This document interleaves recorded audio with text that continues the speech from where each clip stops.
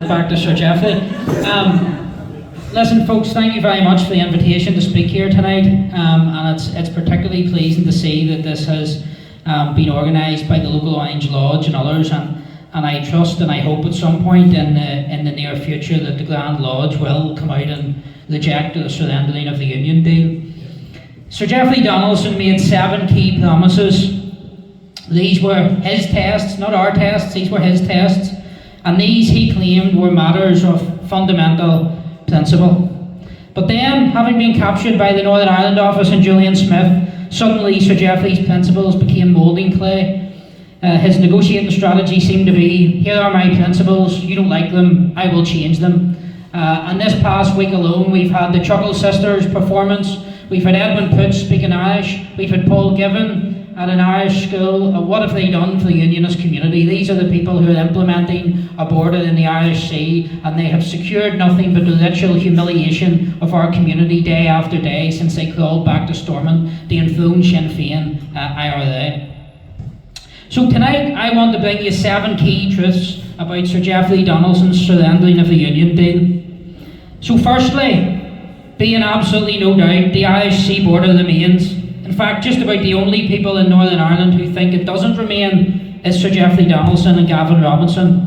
Even the joint First Minister of the Protocol implementing executive refused to say that the Irish Sea border is gone. Instead, in a little bit of a more honest assessment, at least measured against the leadership's tall tales, in that recent UTV interview, but notwithstanding that, I think the claims were still widely exaggerated as to purported progress. So if the surrendering the Union deal is progress, I would be very scared to see what happens if the DUP stands still. So the Irish Sea border remains with full force. Absolutely nothing has changed. The presumption is that all goods are subject to a full EU customs border, and if you want to get away from that, if you want to go into the side door of the Irish Sea border, you have to apply for permission to access what Gavin Robinson has now called the UK Internal Market Scheme, which is just a green lane by a different name. It is exactly the same thing. So like Laurel and Hardy, Sir Jeffrey Donaldson and Gavin have painted the green lane red, white and blue and renamed it, or more accurately just called it what the Windsor Framework called it in the first place. So secondly, ladies and gentlemen, there remains customs checks and paperwork, even via the green lane. You still must supply information for customs purposes, and you are subject to checks. So Jeffrey Donaldson told the Nolan Show on the Friday of his grand performance that next week or the week after there would be legislation to deliver, and this is his words, not mine, 0 checks and 0 customs paperwork.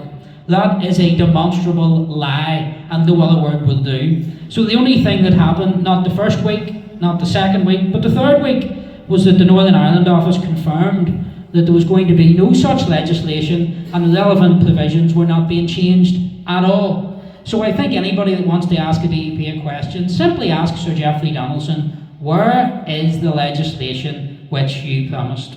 Thirdly, and as Jim exposed in his Assembly questions, Northern Ireland remains EU territory.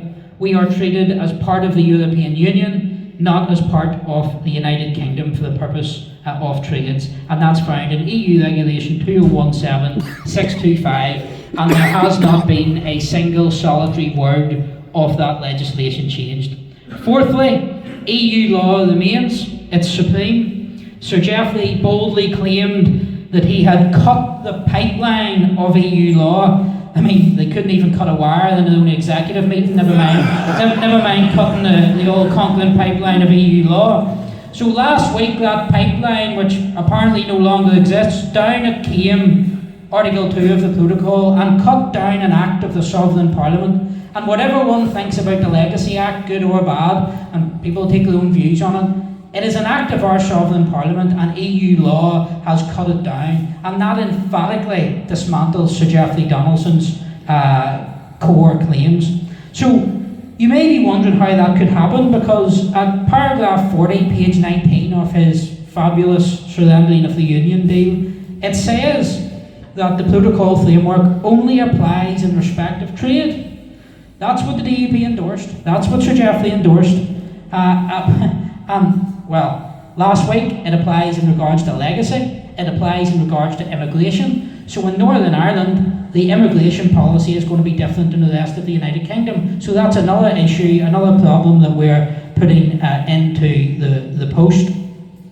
And last week the DUP issued a statement which on one hand tried to disavow this aspect of their surrendering the union deal and then copied the government's line that the protocol framework only applies to rights-based issues. The actual provision they're talking about, the title of it is actually citizens' rights, but yet the DUP tell you all that that doesn't apply to rights. I mean, it's absolutely absurd. Fifthly, the DUP have claimed to have a veto over EU law, complete and utter nonsense. But not to worry about that, the DUP leadership applied. We had that well-known constitutional law expert, David Brooks, who took to the newsletter to take on Mr. Allister. My goodness, that was like sending a sheep up against a lion. I don't think Mr. Brooks will be putting his name to any more of Gavin Robinson's articles in the newsletter after being dismantled. Sixthly, they've claimed to abolish the all-island economy.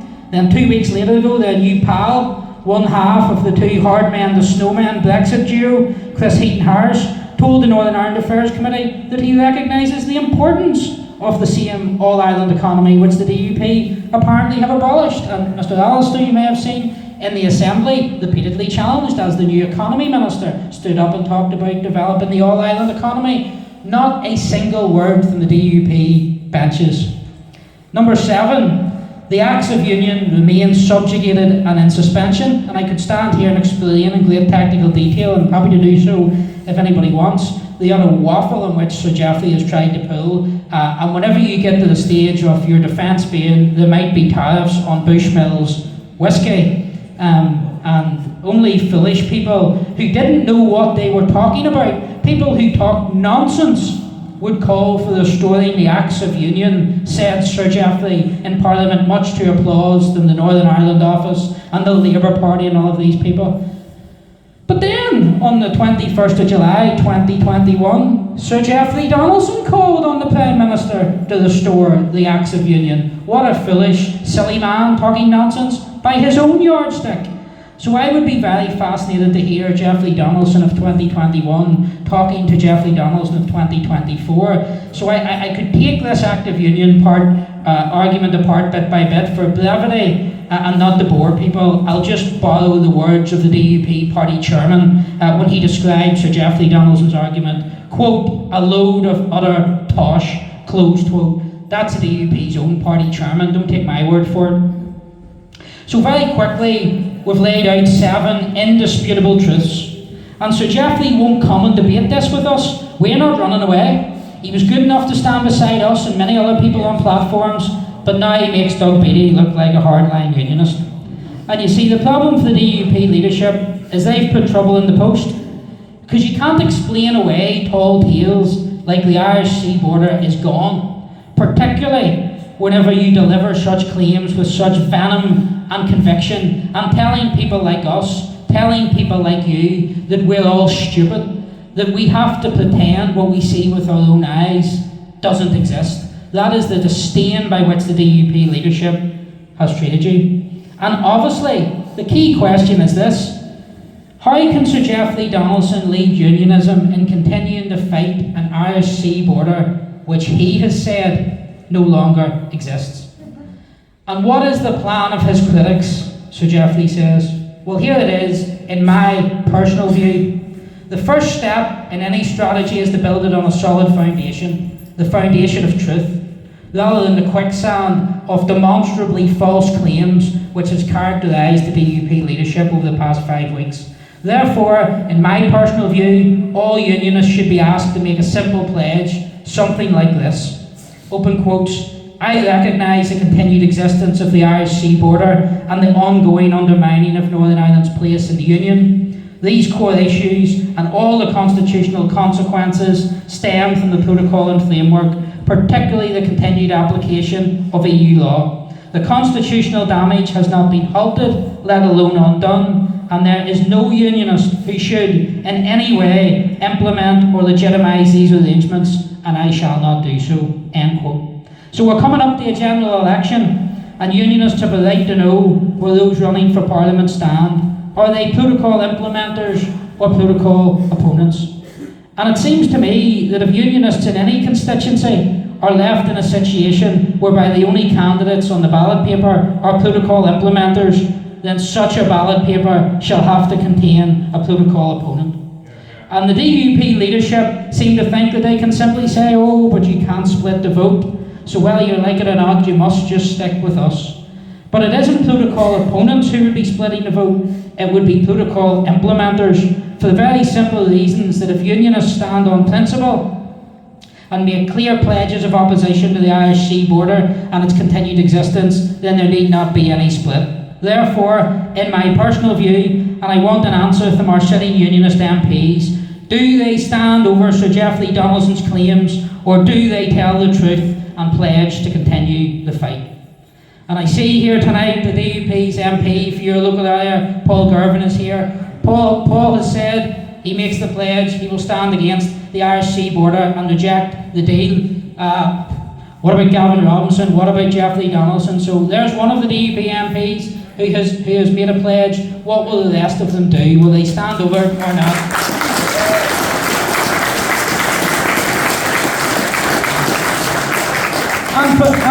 And for those people, they really do have a choice.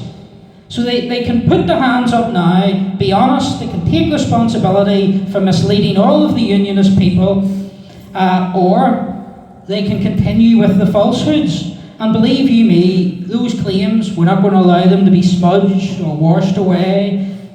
You made them, Geoffrey, you made them, Gavin, and you will be held to every single word that you said, and we will challenge you every step of the way.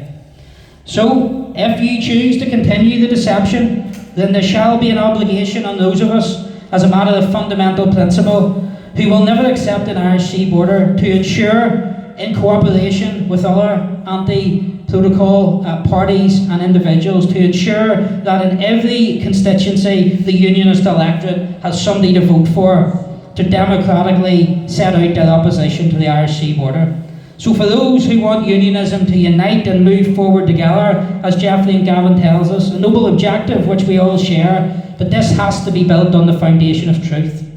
Once you establish the facts, then there can be honest, legitimate disagreement about what to do about the situation created by those facts, but you cannot have honest disagreement between the truth and a lie. I have not changed. Jim Allister has not changed. You people, I imagine, have not changed.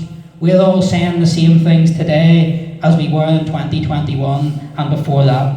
Sir Geoffrey back then said the protocol wasn't a constitutional issue. Then he changed and he adopted our arguments. And then, 2 years later, he flip-flops back and he rages against the people he stood beside and the arguments which he made for 2 years. And there's some who just want this issue to go away. Just for us all, everybody in this room, the unionist community, to close your eyes. 1, 2, 3, you're back in the room, drink the leadership Kool-Aid, and the Irish Sea border is gone. But it's not going to happen. We are not going to drink the Kool-Aid. There's many people in a senior level of the DUP who won't even drink the Kool-Aid. So if he cannot convince half of his own party officers, the majority of his parliamentary party, how can he manage to credibly convince the unionist people? And just like January 2021, unionism, loyalism is beginning to stir. The red, white and blue wrapping paper is coming off, and for those who believe that Santa Donaldson and his little elves had delivered a late safeguarding the union present, people are beginning to realise it's actually surrendering the union. And when Santa makes promises and doesn't deliver, people stop believing in Santa. So this isn't over, ladies and gentlemen, and believe you me, the pressure is going to continue to boil. And I, for one, and I'm sure Mr. Allister and everybody else in this room, we will be gleefully continuing to turn up the thermostat. So friends, you have all been misled. You have all been lied to. The entire unionist and loyalist community have been led up the garden path. I can stand here and tell the truth, and I'm not running away from debating it or arguing the issues with anyone. The DUP leadership are on the run, but their path is getting narrower by the day. The truth is long arms, and it's going to catch up with them. They aren't getting away with this, you know. Thank you.